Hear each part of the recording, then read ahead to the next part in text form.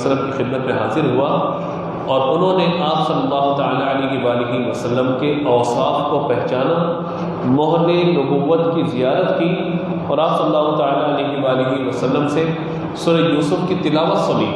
جب سورہ یوسف کی تلاوت سنی تو ان سب نے ایمان قبول فرما لیا۔ تو آپ دیکھیے کہ کتنی عظیم الشان یہ سورہ یوسف ہے، اور ابھی انشاءاللہ جب آیات کا مطالعہ کریں گے تو قرآن پاک میں اللہ نے بہت سارے واقعات بیان فرمائے، بہت سارے واقعات۔ سب سے زیادہ ذکر حضرت موسیٰ علیہ السلام کا ہے قرآن پاک میں، سب سے زیادہ ذکر، ان کے بعد ابراہیم علیہ السلام کا ہے، حضرت صالح علیہ السلام کا بھی ہے، حضرت ہود علیہ السلام کا بھی ہے، حضور صلی اللہ تعالیٰ علیہ وآلہ وسلم کی کچھ باتیں بیان فرمائی گئی قرآن پاک میں، بہت سارے واقعات بیان فرمائے گئے، حضرت آدم علیہ السلام کی تخلیق، ابلیس ملعون کے بارے میں بہت کچھ قرآن میں بیان ہوا۔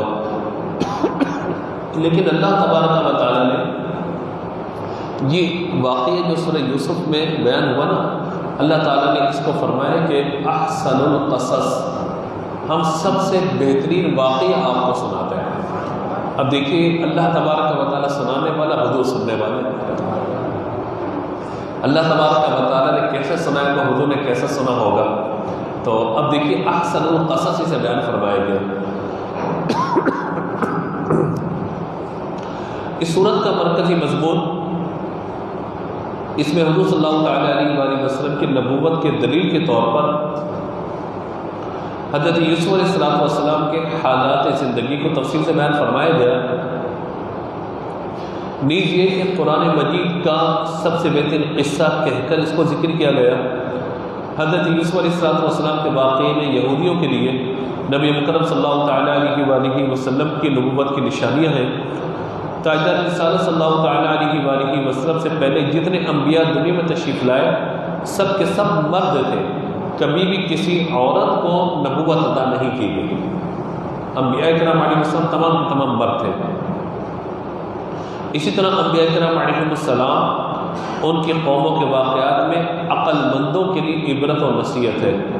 اس سورہ مبارکہ کے آخر میں قرآن مجید کے اوصاف بیان کیے گئے کہ یہ سابقہ آسمانی کتابوں کی تصدیق کرنے والا ہے۔ قرآن پاک جتنی آسمانی کتابیں ان سب کی تصدیق کرتا ہے کہ واقعی وہ آسمانی کتابیں تھیں۔ اور دوسرا، اس سورۃ مبارکہ میں ہر چیز کا مفصل بیان کر دیا گیا اور فرمایا کہ یہ مسلمانوں کے لیے ہدایت بھی ہے اور رحمت بھی ہے۔ لہٰذا ہم اس کے اب مطالعہ کی طرف چلتے ہیں۔ بسم اللہ الرحمن الرحیم۔ الف لام را حروف مقطعات، تلک آیات الکتاب المبین، یہ روشن کتاب کی آیات ہیں۔ روشن اس لیے کہ قرآن پاک اپنے معنی کے اعتبار سے، مفہوم کے اعتبار سے بالکل واضح ہے، اور کسی بھی قسم کا کوئی شک اور تردد قرآن پاک میں نہیں ہے۔ اگر کسی کو کوئی شک ہو، فرمایا کہ تمام انسان و جن جمع ہو جائیں، قرآن کے مثل کوئی ایک صورت لے کر آ جائیں، ایک آیت لے کر آ جائیں، لیکن کوئی بھی قیامت تک نہیں لا سکے گا۔ یہ چیلنج قرآن کا قیامت تک باقی ہے۔ انا انزلناہ قرآنا عربیا لعلکم تعقلون، بے شک ہم نے اس قرآن کو عربی زبان میں نازل فرمایا، لہذا کم از کم اتنی عربی ہر مسلمان کو جان لینی چاہیے کہ جو کم از کم قرآن کا ترجمہ سمجھ سکے۔ اور اگر بندہ تعلیم حاصل کرے تو 2-1.5 سال کے اندر، 2 سالوں کے اندر اتنی صلاحیت اس پر پیدا ہو جاتی ہے کہ قرآن پاک کے معنی مفہوم کو سمجھنے کی پوزیشن میں آ جائے۔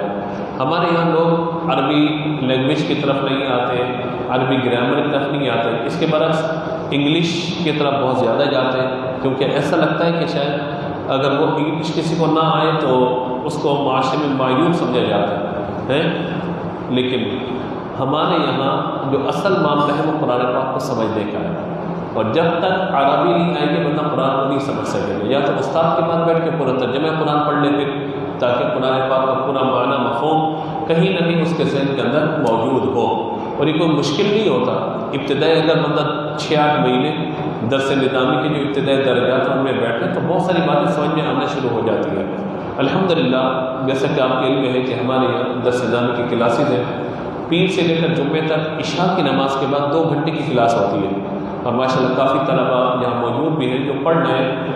یہ جب شروع میں آتے ہیں تو کہتے ہیں ہم نہیں پڑھ سکتے، پہلے دن کہ ہم نہیں پڑھ سکتے. پھر جب کچھ عرصہ گزرتا ہے، تھوڑا تھوڑا دن گزرتے ہیں، ہاں تھوڑا سمجھ میں آنا شروع ہو گیا. پھر کچھ دن گزرتے ہیں، یہ سمجھ میں آنا شروع ہو گیا. سال پورا ہوتا ہے، کہتے ہیں ہاں جی کم از کم قرآن کا ترجمہ سمجھ میں آنا شروع ہو گیا. تو یہ برکت ہے عربی کی. عربی مشکل ترین زبان بھی ہے اور آسان ترین زبان بھی ہے. اور رسول اللہ کی زبان ہے نا، جنت کی زبان ہے نا، اصل زبان عربی ہے. باقی ساری زبانیں ختم ہو جائیں گی، اگر کوئی زبان باقی رہے گی تو عربی زبان باقی رہے گی. اچھا، باقی زبانوں میں اتنی ایڈیٹنگ ہو گئی ہے، اتنی ملاوٹ ہو گئی ہے کہ ہم نے جو انگلش پڑھی تھی وہ آج رہی نہیں ہے، وہ چلتی نہیں ہے. آج ہم جو اردو بولتے تھے، ہمارے آبا و اجداد جو اردو بولتے تھے وہ اردو ہے ہی نہیں. اب اردو را کی جگہ ڑے ہو گیا اردو. پلیٹ آ گئی، گلاس آ گیا، ان کی اردو کیا ہے بتائیے ذرا. ٹھیک ہے نا، اسٹول آ گیا، چیئر آ گئی. یعنی ہماری اردو زبان کے اندر بھی اتنی ایڈیٹنگ ہو گئی انگلش کی، اتنی ایڈیٹنگ ہو گئی، میں ایڈیٹنگ بھی انگلش سے بول رہا ہوں، اتنی ملاوٹ ہو گئی اس میں، اتنی ملاوٹ ہو گئی کہ اب سلیس اردو زبان ہمیں سننے کو نہیں ملتی. اور ہمارے جو بچے اب پڑھ رہے ہیں ان سے کہو بیٹا ذرا 70 لکھنا. 70 کیا ہوتا ہے؟ 70 بیٹا. اچھا ٹھیک، اب لکھ لیتے 70. تو یہ ہمارے یہاں ایک معاملہ ہوا ہے کہ بچوں کا اردو سمجھ ہی نہیں آتی. تو یہ اب جب ہم پڑھاتے ہیں بچوں کو شروع میں تو ان کے اوپر سے گزر رہی ہوتی ہے اتنے مشکل الفاظ. زبان پہ مثبت کیا ہوتا ہے، منفی کیا ہوتا ہے، ماضی کیا ہوتا ہے، حال کیا ہوتا ہے، مستقبل کیا ہوتا ہے، واحد کیا ہوتا ہے، تثنیہ کیا ہوتا ہے، جمع کیا ہوتا ہے، اسی میں بیچارے کو لکھتے رہتے ہیں. لیکن جب ماشاءاللہ 2-4 ہفتے گزرتے ہیں، مہینہ گزرتا ہے، الحمدللہ پھر ان کی زبانیں بہتر ہو جاتی ہیں اور سب چیزیں آسان ہو جاتی ہیں الحمدللہ. تو کوشش کیجیے، اللہ نے اگر آپ کو موقع دیا ہے عشاء کی نماز کے بعد اگر آپ فارغ ہوتے ہیں، رات 9 بجے کے بعد میرے خیال میں کوئی ڈیوٹی نہیں کرتا، گھروں پہ ہی ہوتے لوگ، لیکن اپنی کاہلی سستی کی وجہ سے گھر پہ آ گئے، پورا دن جاب کر کے آئے، کام کر کے، اب کیا پڑھیں گے؟ آپ تھکے ہوئے ذہن کے ساتھ آئیے. الحمدللہ میں خود پڑھاتا ہوں ابتدائی درجوں کو، جو عربی گرامریں میرے ہاتھ میں ہوتی ہے میں خود پڑھاتا ہوں. مجھے پتہ ہوتا ہے کس طرح پڑھانا کس طرح نہیں پڑھانا. اور الحمدللہ آپ آئیے پڑھیے. درس نظامی عامل کورس اگر آپ پورا نہ بھی کر سکیں تو انشاءاللہ اتنا کم از کم آپ کو سمجھ آ جائے گا 1 سال کے اندر کہ عربی گرامر کے ساتھ ساتھ آپ قرآن پاک کا ترجمہ سمجھنے میں انشاءاللہ کامیاب ہو جائیں گے.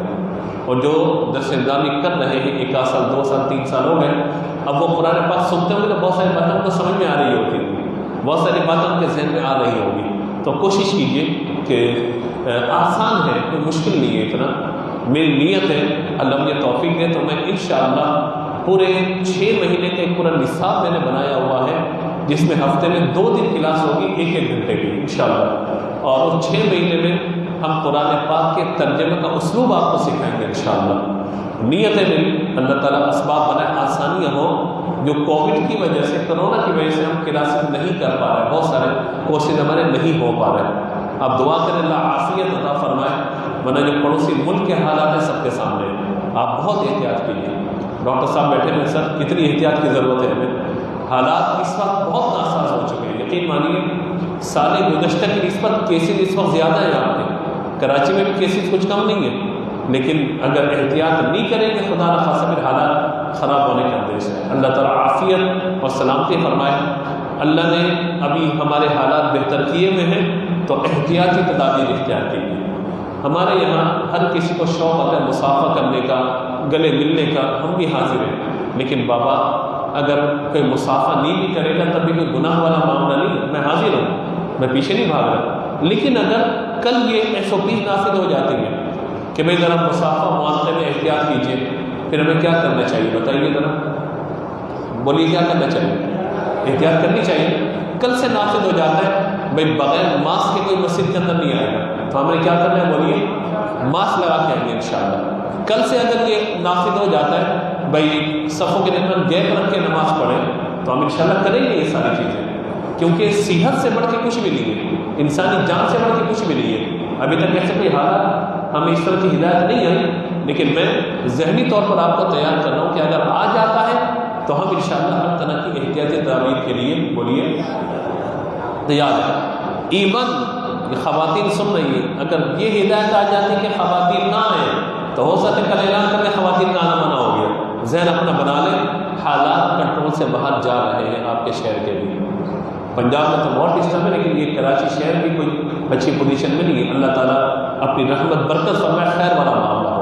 ہمیں کوئی شوق نہیں کہ ہم پابندیاں لگاتے پھریں، لیکن ہمیں اپنی جان بھی عزیز ہے اور آپ کی صحت بھی عزیز ہے۔ تو کوشش کیجیے کہ زبردستی مسلط ہونے سے پہلے ماسک کا استعمال کیجیے، کوشش کیجیے، احتیاطی تدابیر اختیار کیجیے۔ اور اگر کس کی طبیعت خراب ہے، نزلہ کھانسی وغیرہ ہو جاتا ہے، 1 آدھ 2 دن وہ گھر کے اندر نماز پڑھیں، اپنی احتیاط کیجیے، احتیاط کیجیے۔ یہ میں نے جملہ لکھا تھا سوشل میڈیا پر، احتیاط کیجیے اس سے پہلے کہ آپ سے احتیاط کی جائے۔ بات سمجھے؟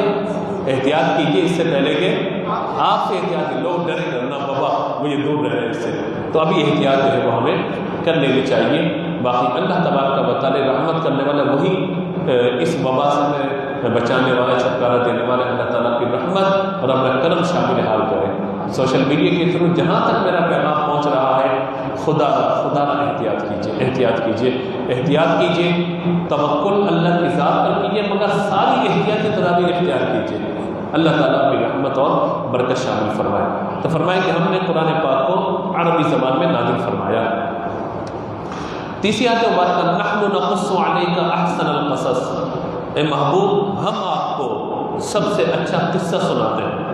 بما اوحینا الیک ھذا القرآن، کیوں؟ اس لیے کہ ہم نے آپ کی طرف قرآن پاک کی وحی نازل فرمائی۔ وَإِن كُنتَ مِن قَبْلِهِ لَمِنَ الْغَافِلِينَ، اگرچہ اس سے پہلے آپ اس واقعے سے لا علم تھے، یعنی حضور کی اس واقعے کی تفصیلات علم نہیں تھا۔ جب اللہ تعالیٰ نے علم عطا فرمایا، حضور کو پھر علم ہو گیا۔ علامہ صابر رحمۃ اللہ تعالیٰ نے فرماتے ہیں کہ یہ حضور صلی اللہ تعالیٰ علیہ وآلہ وسلم کا ایک معجزہ ہے کہ آپ نے سب سے اچھے انداز اور بہترین طریقے سے گزشتہ اور آئندہ واقعات کے لوگوں کو خبر بیان فرمائی ہے۔ اس کو احسن القصص کہا گیا، اس واقعے کو احسن القصص کیوں کہا گیا؟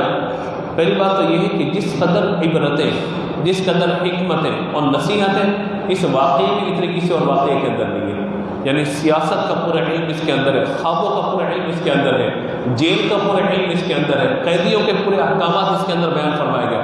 یعنی جس جہت سے آپ سورہ یوسف کو دیکھیں گے، آپ کو حکمت، عبرت اور نصیحتوں کے پھول آپ کو نظر آئیں گے۔ یعنی کہاں حضرت یوسف علیہ السلام کے بھائیوں کی دشمنی، کہاں آپ کو کنویں کے اندر ڈال دینا، پھر اللہ نے آپ کو محفوظ رکھنا، اور پھر آپ کا غلام بن کے مصر کے اندر داخل ہونا، غلام بن کے مصر میں داخل ہونا، اور پھر بادشاہ بن جانا وہاں کا، اور سارے مصر کو آپ کا غلام بنا دینا۔ بتائیے کتنی تبدیلی اور کتنے سارے معاملات ہیں۔ میری کوشش ہے کہ میں اس سال، آج تک نہیں ہو سکا، خلاصہ طرف چل جاتے ہیں۔ میری خواہش یہ ہے، اگرچہ 4 دن لگے 5 دن لگے ہمیں، میری کوشش ہے کہ ہم پورا سورہ یوسف کا ترجمہ ایک مرتبہ انشاءاللہ ایک دفعہ نظر سے گزار لیں انشاءاللہ۔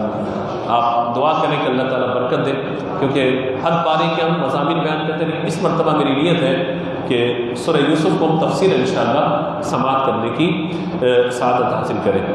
تو احسن القصص کو کہا گیا۔ اگلی آیت مبارکہ، اس قال یوسف لابیہ، اور یاد کیجیے کہ یوسف نے اپنے والد سے کہا، یا ابتی، اے میرے والد، انی رأیت 11 کوکبا، بے شک میں نے 11 ستارے، والشمس والقمر، اور سورج اور چاند کو دیکھا، رأیتہم لی ساجدین، کہ وہ میرے سامنے سجدہ کر رہے ہیں، یعنی مجھے سجدہ کر رہے ہیں۔ 11 ستارے، ایک چاند اور ایک سورج۔ تو حضرت یوسف علیہ السلام نے جب یہ خواب دیکھا تو وہ شب قدر تھی، شب قدر تھی اس رات حضرت یوسف علیہ السلام نے خواب دیکھا۔ حضرت قتادہ رضی اللہ عنہ کہتے ہیں کہ خواب میں دیکھے گئے ستاروں کی تعبیر آپ علیہ السلام کے 11 بھائی، اور سورج آپ کے والد، اور چاند آپ کی والدہ ہے، اور یہ ان کے یہاں سجدہ جائز تھا۔ آخر میں انشاءاللہ ذکر آئے گا۔ ہماری شریعت میں جو ہے وہ سجدے 2 طرح کے ہوتے ہیں۔ ایک سجدہ عبادت ہوتا ہے جو اللہ کے لیے ہوگا، ایک سجدہ تعظیمی ہوتا ہے، یعنی کسی کی عزت اور احترام کی وجہ سے اس کو سجدہ کیا جائے۔ جیسے آدم علیہ السلام کو فرشتوں نے بولیے سجدہ کیا، قرآن پاک واقعہ موجود ہے۔ حضرت یوسف علیہ السلام کے ادب اور تعظیم کی وجہ سے آپ کے بھائیوں نے آپ کو سجدہ کیا، یہ بھی موجود۔ ان کی شریعت میں سجدہ تعظیمی جائز تھا، سجدہ عبادت فقط اللہ کے لیے، کسی اور کے لیے کبھی جائز نہیں رہا، لیکن سجدہ تعظیمی پچھلی شریعتوں میں جائز تھا، اس لیے کیا بھی جاتا تھا۔ ہماری شریعت میں اس سجدہ تعظیمی کو حرام قرار دے دیا گیا، چاہے وہ کوئی کسی پیر کے سامنے سجدہ کرے، استاد کے سامنے کرے، باپ کے سامنے کرے یا مزار پہ کرے، جہاں بھی کرے گا وہ کافر نہیں ہوگا، حرام کا مرتکب ہوگا، کیونکہ کسی کو خدا سمجھ کر سجدہ نہیں کرے گا کوئی بھی۔ اگر وہ باپ کو سجدہ کر رہا ہے، خدا نہ خاصا کوئی جاہل یا مزار پہ سجدہ کر رہا ہے، اپنے پیر کو سجدہ کر رہا ہے، تو خدا سمجھ کے تو نہیں کر رہا ہوگا، تعظیم کی نیت سے کر رہا ہوگا نا، تب بھی کافر نہیں ہوگا، مگر یہ حرام ہے، بچنا چاہیے اس سے، اور لوگوں کو بدگمانی سے بچانا چاہیے کہ دیکھو ان کو سجدہ کر رہا ہے، اور اس طرح کی ویڈیو سوشل میڈیا پہ وائرل ہوتی رہتی ہے، جو سجدے کی آتی رہتی ہے، تو بچنا چاہیے ان چیزوں سے۔ لیکن جو سجدہ کر رہا ہے اس کو ڈائریکٹ کافر بنا دینا، یہ بھی ظلم کی انتہا ہے۔ آپ نے پوچھا وضاحت نہیں اس سے، ویڈیو سی بات ہے، ایک یہ ہے کہ کسی کے پاؤں چومنے کے لیے جھکنا، اب والد بیٹھے ہوں اور وہ جب والدہ تشریف فرماؤ زمین پر، اب بندہ پاؤں چومنے کے لیے اگر جھکے، آپ نے جھکنے کو سجدہ قرار دے دیا، یہ کیا کا انصاف ہے؟ سجدہ تو نیت کے ساتھ، نمبر 1، نمبر 2 7 ہڈیوں پر، ایک ہڈی پیشانی کی، 2 ہتھیلیاں، 2 گھٹنے اور 2 پنجے، 7 ہڈیوں میں سجدہ ہوگا۔ پھر پوچھا جائے گا آپ نے عبادت کی نیت سے کیا، تعظیم کی نیت سے؟ اگر وہ کہتے ہیں نہیں میں نے سجدہ نہیں کیا، میں نے تو پاؤں چومے ہیں، تو فرمائیں کہ یہ ٹھیک ہے، والد کے پاؤں چومنا، والدہ کے پاؤں، ایسا تو نہیں ہوگا آپ کو کہ ابا ذرا ٹانگیں ٹیبل پہ رکھو گے آپ کے پاؤں چوم لیں، کیونکہ جھکوں گا تو شرک ہو جائے گا، کفر ہو جائے گا، یہ تو عجیب سی بات ہو گئی نا۔ اماں کے پاؤں، اماں یا بیڈ پر بیٹھی ہے اور ٹانگیں کرسی کے اوپر رکھی ہے، اور پھر میں بیٹھتا ہوں اپنا سر میں یوں کر کے پاؤں چوموں گا، سر جھکاؤں گا تو شرک ہو جائے گا، عجیب جہالت، عجیب بیوقوفیت، یعنی نہ جانے کیا بات ہے کہ جو اس انداز سے لوگ جو ہے مطلب باتیں کرنا شروع کر دیتے ہیں۔ ہم کوئی حوصلہ افزائی نہیں کر رہے جو سجدے کر رہے ہیں، لیکن یہ بات سمجھانی ہے کہ انہیں کافر قرار دینا یہ بھی بہت بڑا ظلم قرار دے دیا گیا ہے، تو جانی بہن سے دونوں طرف سے احتیاط کی ضرورت ہے۔ جب حضرت یوسف علیہ السلام نے یہ خواب دیکھا تو اس وقت آپ کی عمر کے بارے میں 3 اقوال ہیں۔ بعض مفسرین نے لکھا کہ آپ کی عمر 7 سال تھی، بعض نے لکھا کہ 12 سال تھی، اور بعض نے 17 سال تھی، لیکن 12 سال کا قول زیادہ معتبر ہے، اکثر فقہاء نے مفسرین نے 12 سال کا قول ذکر کیا۔ اب حضرت یعقوب علیہ السلام کو جب یہ خواب سنایا گیا تو یا بنی لا تقصص رؤیاک علی اخوتک فیکید لک کیدا، فرمایا میرے بیٹے اپنا خواب اپنے بھائیوں کے سامنے بیان نہ کرنا، فیکید لک کیدا، ورنہ تمہارے خلاف کوئی سازش کریں گے، ان الشیطان للانسان عدو مبین، بے شک شیطان آدمی کا کھلا دشمن ہے۔ حضرت یوسف علیہ السلام کو آپ کے والد نے منع کر دیا کہ خواب آپ نے کس کو بھی نہیں سنانا۔ وَكَذَلِكَ يَجْتَبِيكَ رَبُّكَ وَيُعَلِّمُكَ مِنَ التَّأْوِيلِ الْأَحَادِيثِ وَيُتِمُّ نِعْمَتَهُ عَلَيْكَ وَعَلَى آلِ يَعْقُوبَ، اور بیٹا ابھی خواب ذکر نہیں کرنا، ایک وقت آئے گا آپ کے لیے، وہ وقت کیا آئے گا کہ تمہارا رب تمہیں منتخب فرما لے گا اور تمہیں خواب کی باتوں کا انجام نکالنا سکھا دے گا، تم پر اور یعقوب کے گھر والوں پر اپنا احسان مکمل فرمائے گا۔ علی ابویک من قبل ابراہیم و اسحاق ان ربک علیم الحکیم، جس طرح تمہارے باپ دادا حضرت ابراہیم حضرت اسحاق پر اپنی نعمت کو مکمل فرمایا، بے شک اللہ تبارک و تعالی علم والا حکمت والا ہے۔ یعنی یہ کیا ہے کہ اللہ تبارک و تعالی نبوت کے لیے منتخب فرمانے یا مراد ہے، یتم نعمتہ، احسان مکمل فرمایا کہ نعمت پوری کرنے سے مراد دنیا کی سعادتیں بھی ہیں اور آخرت کی سعادتیں بھی ہیں۔ دنیا کی سعادتیں کیا ہیں؟ اولاد کی کثرت ہونا، یہ دنیا کی سعادت ہے، خدمت گاروں اور پیروی کرنے والوں کی کثرت ہونا، مال اور شان و شوکت میں وسعت ہونا، مخلوق کے دلوں میں عظمت اور جلال موجود ہونا، اچھی ثنا و تعریف، یعنی لوگ آپ کی تعریف کریں، یہ سب دنیا کی ایک نعمتیں اور عزتیں ہوتی ہیں۔ آخرت کی عزتیں کیا ہیں؟ کہ کثیر علوم، اچھے اخلاق، اللہ تعالیٰ کی معرفت۔ تو لہٰذا نعمت پوری کرنے کا مطلب یہ ہے کہ نعمت کو اس طرح کامل کر دیا جائے کہ ہر طرح کے نقصان سے محفوظ ہو، اور انسان کے حق میں ایسی نعمت صرف اور صرف نبوت ہے۔ مخلوق کے تمام مناسب نبوت کے منصب کے مقابلے میں ناقص ہے، یعنی اللہ تعالیٰ جب کسی کو نبوت عطا فرماتا ہے تو تمام نعمتیں اپنے کمال درجے کو پہنچا دیتا ہے۔ اور نبوت کے معاملے میں باقی جو بھی نعمتیں ہوتی ہیں سب ناقص ہوتی ہیں، نبوت سب سے بڑا درجہ ہے۔ لقد کان فی یوسف و اخوتہ آیات للسائلین، بے شک یوسف علیہ السلام اور ان کے واقعے میں پوچھنے والوں کے لیے نشانیاں ہیں، یعنی جنہوں نے آپ سے پوچھا ہے محبوب اس واقعے کے بارے میں، آپ انہیں بتا دیجئے کہ اس میں نشانیاں ہیں۔ اذ قالوا لیوسف واخوہ احب الی ابینا منا ونحن عصبہ، اور یاد کرو جب بھائی بولے بے شک یوسف اور اس کا سگا بھائی ہمارے باپ کو ہم سے زیادہ محبوب ہیں، حالانکہ ونحن عصبہ ہمیں بہت بڑی جماعت ہے، ان ابانا لفی ضلال مبین، بے شک ہمارے والد کھلی محبت میں ڈوبے ہوئے ہیں۔ اب ہوا یہ تھا کہتے تھے یعقوب علیہ السلام اور ان کے بھائی ہیں بنیامین۔ حضرت یوسف علیہ السلام کے والد حضرت یعقوب علیہ السلام ان دو سے بڑی محبت فرماتے ہیں، کیونکہ ان کی والدہ کا انتقال ہو گیا تھا۔ دارے کی جب والدہ کا انتقال ہو جائے تو بچے والد کے قریب ہو جاتے ہیں، اور چھوٹے بھی تھے تو لہٰذا ان سے بڑی محبت اور ان سے بڑی شفقت اور ہر معاملے میں ترجیح دی جاتی تھی۔ تو باقی جو بھائی تھے حضرت یوسف علیہ السلام کے جو باقی بھائی تھے، انہوں نے یہ کہا کہ ہمارے والد تو یوسف اور بنیامین سے زیادہ محبت کرتے ہیں، ان کی محبت میں ڈوبے ہوئے، ہم سے کم محبت کرتے ہیں، ہم سے کم محبت کرتے ہیں، لہذا ایک کام کرتے ہیں اقتلوا یوسف او اطرحوه ارضا یخل لکم وجہ ابیکم وتکونوا من بعدہ قوما صالحین، کہ یوسف کو ہم قتل کر دیتے ہیں، اقتلوا یوسف، قتل کر دیتے ہیں یوسف کو، یہ ایک کام کرتے ہیں انہیں کہیں پہ زمین پہ پھینکاتے ہیں تاکہ والد محترم کی توجہ ہماری طرف رہے، اور پھر کہا کہ جب یہ سارا کام کر لینا تو من بعد قوم صالحین، پھر توبہ کر کے نیک بن جانا، توبہ کر کے نیک بن جانا، پہلے یہ کام کر لیتے ہیں۔ حضرت یوسف علیہ السلام کے بھائیوں کے یہ سارے معاملات جو ہے نا وہ اپنے والد کو اپنی طرف مائل کرنے کی نیت سے تھے، کیونکہ بھائیوں کو بعد میں توبہ کی توفیق نصیب ہوئی تھی اور انہوں نے اپنے اس فعل پہ ندامت کا اظہار بھی کیا تھا، توبہ کی توفیق انہیں نصیب ہوئی تھی، تو کسی منصب کے لیے نہیں تھا یہ معاملہ، کس لیے تھا؟ والد کی محبت ہمیں بھی نصیب ہو جائے۔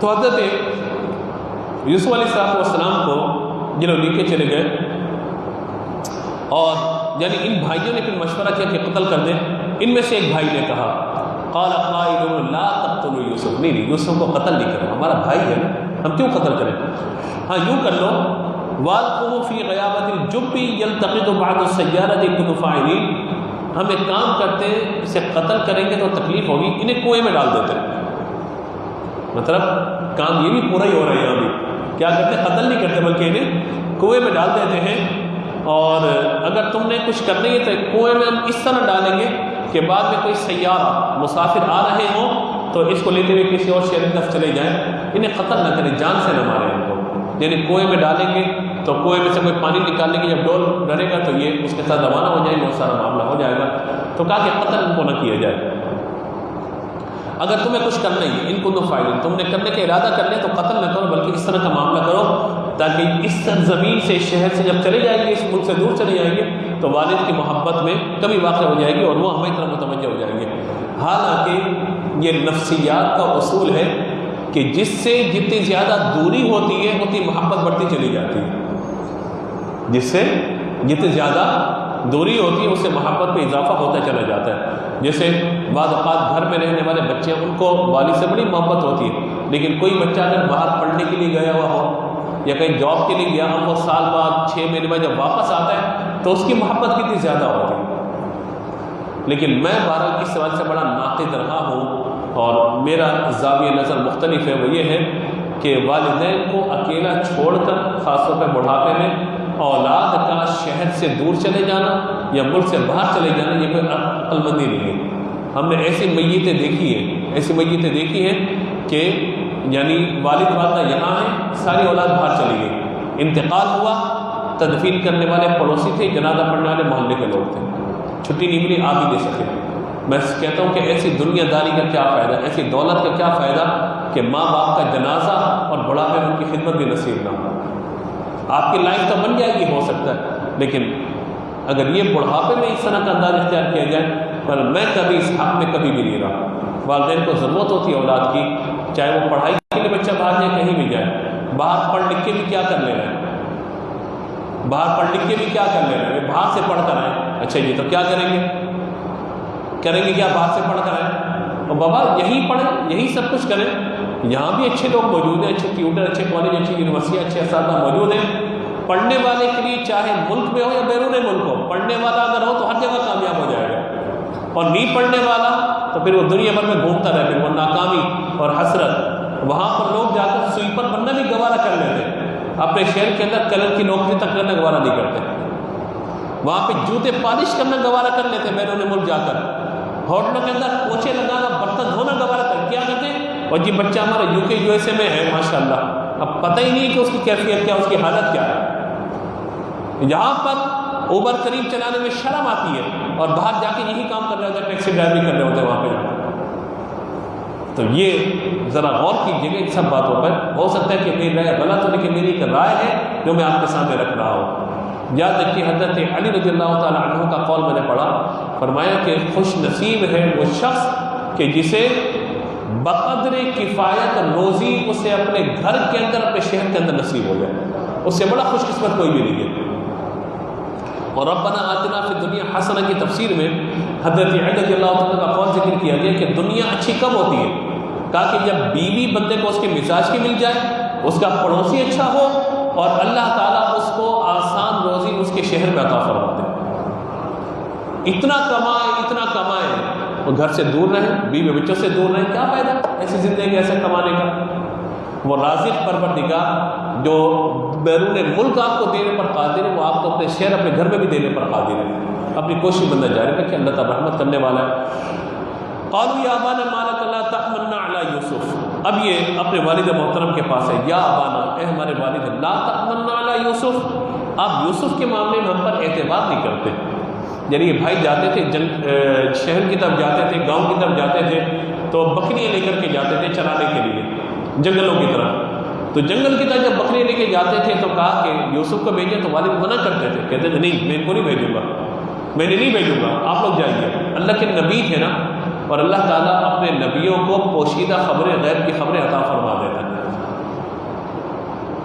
فرمائے کہ وَإِنَّا لَهُ لَنَاصِحُونَ، آپ اس کا ہمارے معاملے میں اعتبار نہیں کرتے، لَنَاصِحُونَ، ہم تو اس کو نصیحت کرنے والے ہیں، نصیحت کا معنی خیر خواہ ہے، ہم تو اس کے بڑے خیر خواہ ہیں، بڑے چاہنے والے ہیں۔ أَرْسِلْهُ مَعَنَا غَدًا يَرْتَعْ وَيَلْعَبْ وَإِنَّا لَهُ لَحَافِظُونَ، والد محترم آپ ایک کام کیجئے، آپ اسے غداً کل ہمارے ساتھ بھیج دیجئے کہ یرتع ویلعب، یہ ہمارے ساتھ کھیلے گا اور پھل وغیرہ کھائے گا جنگل کے، ہم اسے اپنا گھمائیں گے، بے شک وَإِنَّا لَهُ لَحَافِظُونَ، ہم اس کی حفاظت کرنے والے ہیں۔ مشورہ کر لیا کہ یوسف علیہ السلام کو لے کے چلتے ہیں، اور شکار بھی کریں گے، تیر اندازی بھی کریں گے، نگہداشت بھی کریں گے، اس کے والد کو باتیں کی ساری انہوں نے۔ اب والد محترم نے جو بات ہونے والی تھی اس کو ذکر فرما دیا۔ یعقوب علیہ السلام اللہ کے نبی ہے نا، اور اسرائیل یہ یعقوب علیہ السلام کا لقب ہے، اور جو بنی اسرائیل ہے وہ سب کی سب آپ کی اولاد میں سے۔ حضرت ابراہیم علیہ السلام کے دو صاحبزادے، ایک حضرت اسماعیل جن سے میرے آقا علیہ السلام تشریف لائے، اس نسل سے کوئی اور نبی نہیں آیا، اور حضرت اسحاق علیہ السلام کے صاحبزادے حضرت یعقوب علیہ السلام ہیں، ان سے حضرت یوسف علیہ السلام اور پھر سلسلہ آگے مکمل بنی اسرائیل، اور پھر حضرت موسیٰ علیہ السلام تک، حضرت عیسیٰ علیہ السلام تک تمام جتنے نبی تشریف لائے ہیں وہ تمام کے تمام حضرت یعقوب علیہ السلام کی اولاد سے تشریف لائے۔ اس لیے آپ قرآن پاک میں پڑھیں گے نا، یا بنی اسرائیل اذکروا، تو کہا جائے گا اے اولاد یعقوب علیہ السلام، تو حضرت یعقوب علیہ السلام کا مقام اس اعتبار سے بہت بلند و بالا ہے، یعنی حضرت یعقوب علیہ السلام اور اس کے بعد حضرت یوسف علیہ السلام، حضرت سلیمان علیہ السلام، داؤد علیہ السلام، یہ پورا سلسلہ پھر آگے نسب پہ چلتا جا رہا ہے۔ اب حضرت یوسف علیہ السلام کے والد حضرت یعقوب نے ذکر کیا، انی لیحزننی ان تذهبوا به واخاف ان یاکلہ الذئب وانتم عنہ غافلون، کہ بے شک تمہارا اسے لے جانا مجھے غمگین کر دے گا، اور میں اس بات سے ڈرتا ہوں کہ ان یاکلہ الذئب، اسے بھیڑیا کھا لے، وانتم عنہ غافلون، اور تم اس کی طرف بے خبر ہو جاؤ۔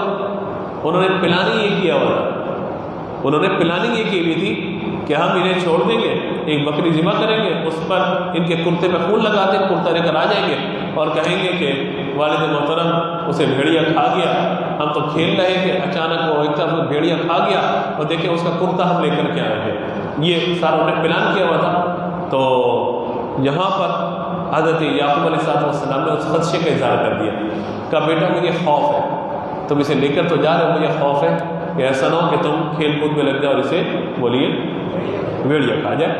قالوا نہیں نقل اسی، کہا کہ اسے بھیڑیا کیسے کھا سکتا ہے، ونحن عصبہ، ہم لوگ اس کی حفاظت کرنے والے، ہم لوگ 11 افراد اس کی حفاظت کرنے والے، دائیں بائیں موجود ہو گئے، ہم اتنی بڑی جماعت ہے۔ وَنَحْنُ عُصْبَةٌ إِنَّا إِذًا لَخَاسِرُونَ، جب تو ہم اگر اس کی حفاظت نہ کر سکے تو ہم کسی کام کے لیے فائدہ کیا ہمارے ایک پوری جماعت کا۔ فَلَمَّا ذَهَبُوا بِهِ وَأَجْمَعُوا أَن يَجْعَلُوهُ فِي غَيَابَةِ الْجُبِّ، پھر جب وہ اسے لے گئے تو سب نے اتفاق کر لی کہ غیابت الجب، ان کو ایک اندھیرے اور تاریک کنویں کے اندر ڈال دے۔ وَأَوْحَيْنَا إِلَيْهِ لَتُنَبِّئَنَّهُم بِأَمْرِهِمْ هَٰذَا وَهُمْ لَا يَشْعُرُونَ، اور ہم نے اسے وہی بھیجی کہ تم ضرور انہیں ان کی حرکت یاد دلاؤ گے اس وقت جب وہ تمہیں جانتے نہ ہوں گے۔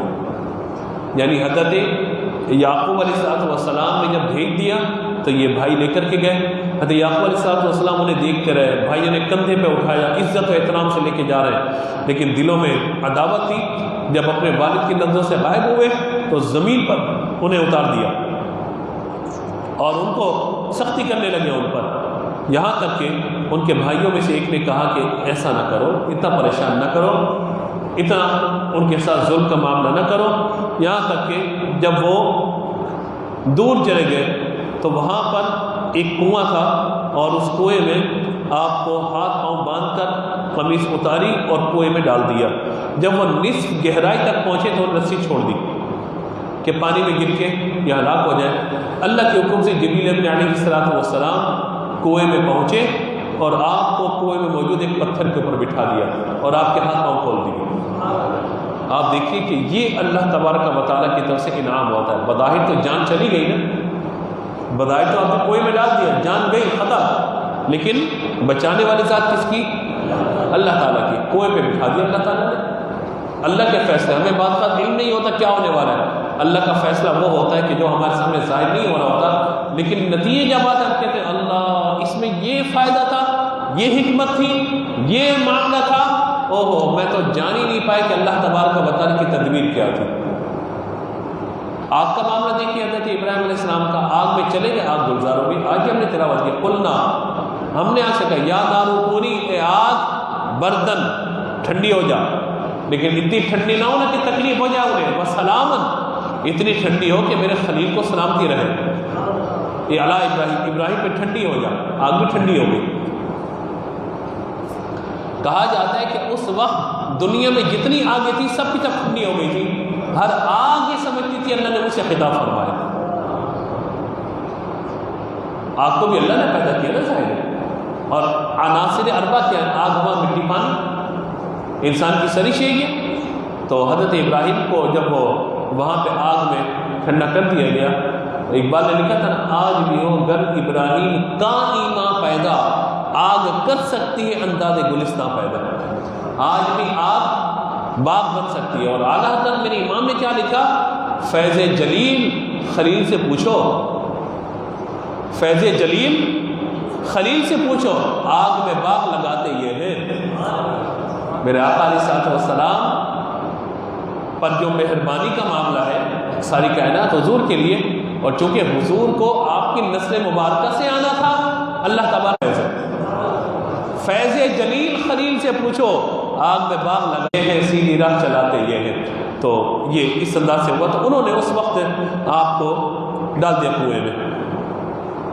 وجاؤ اباؤ عشاء یبکون، رات کے وقت روتے ہوئے اپنے والد محترم کے پاس ہے، چیختے ہوئے چلاتے ہوئے، اور آنے کے بعد کہا یا ابانا انا ذهبنا نستبق وترکنا یوسف عند متاعنا، بھاگ رہے تھے اور وترکنا یوسف کو ہم چھوڑ کے چلے گئے تھے اپنے متاعنا سامان کے پاس، فاکلہ الذئب، اسے تو بھیڑیا کھا گیا، وما انت بمؤمن لنا ولو كنا صادقین، ہم کس طرح آپ کو یقین دلائیں، آپ تو ہماری بات کا یقین ہی نہیں کریں گے اگرچہ ہم سچ بول رہے ہیں آپ سے۔ حضرت یعقوب علیہ السلام نے کیا کہا؟ فرمایا کہ اب وہ کیا انہوں نے کیا کیا تھا طریقہ؟ وَجَاءُوا عَلَىٰ قَمِيصِهِ بِدَمٍ كَذِبٍ، ایک کرتے پر جھوٹا خون بھی لگا کے لیا ہے۔